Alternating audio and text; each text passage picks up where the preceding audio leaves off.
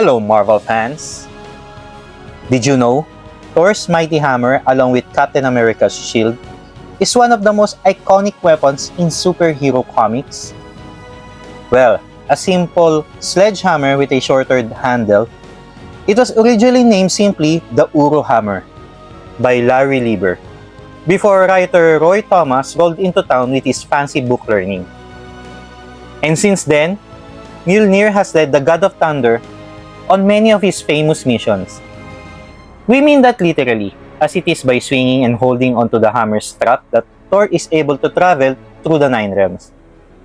It also lets him control lightning and create a spontaneous rainstorm by wrapping the handle onto the ground. And not to mention facilitating the pummeling of supervillains and evil gods. But what else can it do? So Marvel fans, here are 10 things you didn't know about Thor's hammer. But before we continue, can you please subscribe to this channel?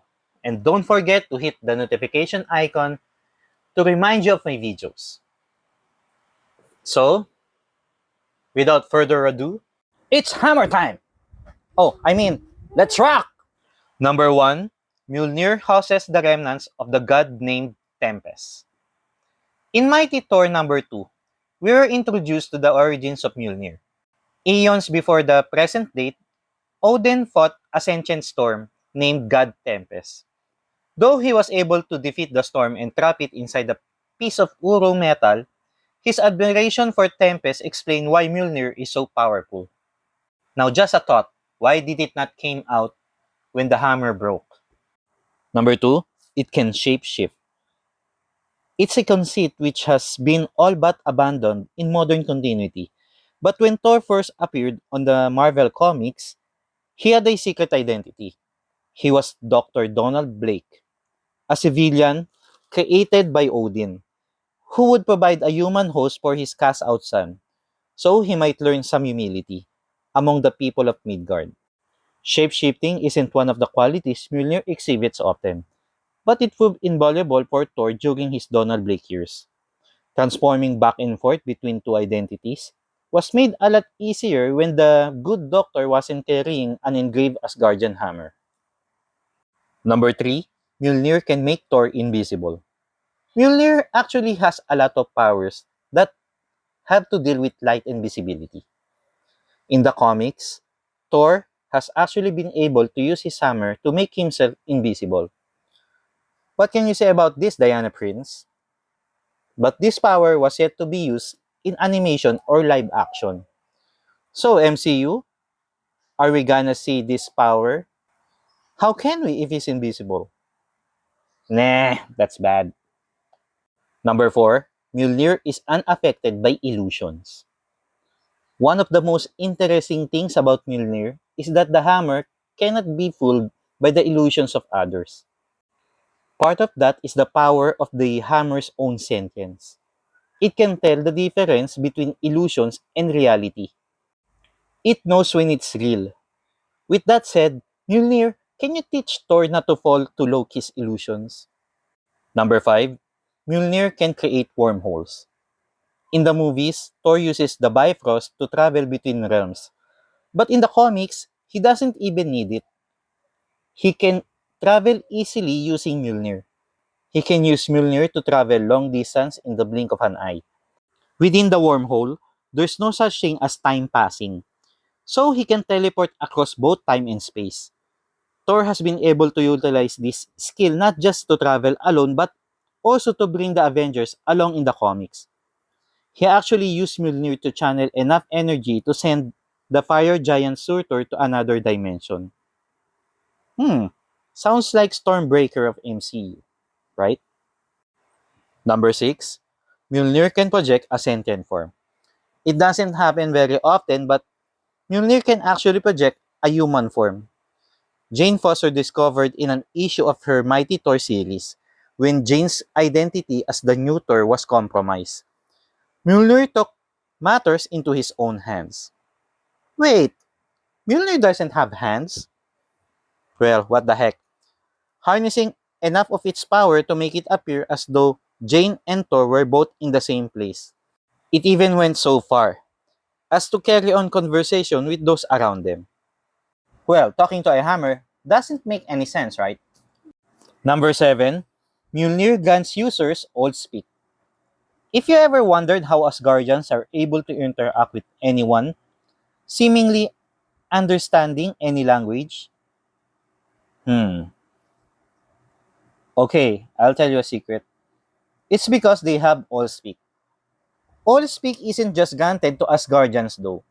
It's also something all deities have in Marvel Comics. It stands to reason that only those with immense power or those who have already walked many lives can speak and understand any language. But in reality, those who uses all speak don't speak many language. But the language they do speak is understood by those who listen as their own native language.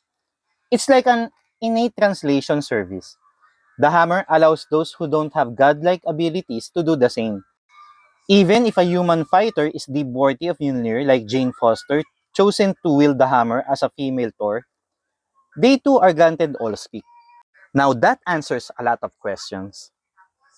Am I right, Marvel fans? Number 8, it can raise the dead. The Invaders was a 70s comic book that depicted the lost stories of Captain America, Namor, and the original Human Torch as they teamed up to fight Axis power during the Second World War.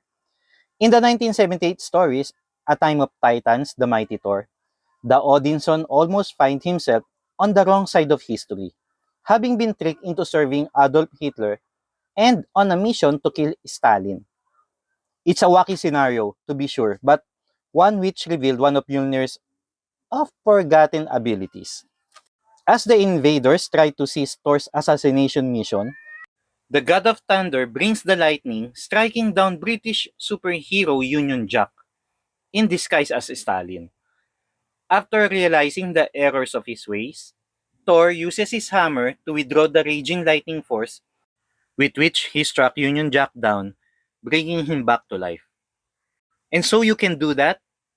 Thor, why didn't you bring Tony back to life? Number 9, it does more than smashing. Mjolnir isn't just good for smashing enemies. Thor often swings the hammer in a fight, but it can do plenty more. Mjolnir is able to defy gravity, something movie audiences have seen in the MCU.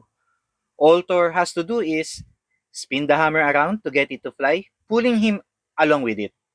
Holding the hammer in the air also allows Thor to boost his control over thunder and lightning, and bringing the hammer into contact with an object and also produce an energy blast. Mjolnir can also be used to sense strange energy, absorb energy, manipulate the electromagnetic spectrum, and more. It was even able to disguise itself as everyday objects. During Thor's time on Earth as a mortal, Odin enchanted the hammer to appear as a cane.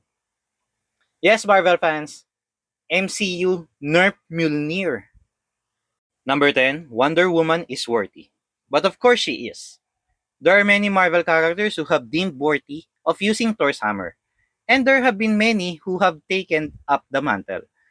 Outside of the Marvel comics though, it's less likely to see another hero wield Thor's hammer.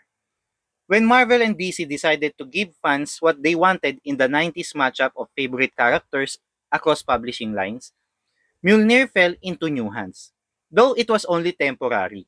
In the Marvel vs. DC limited series, characters found themselves transported into each other universes.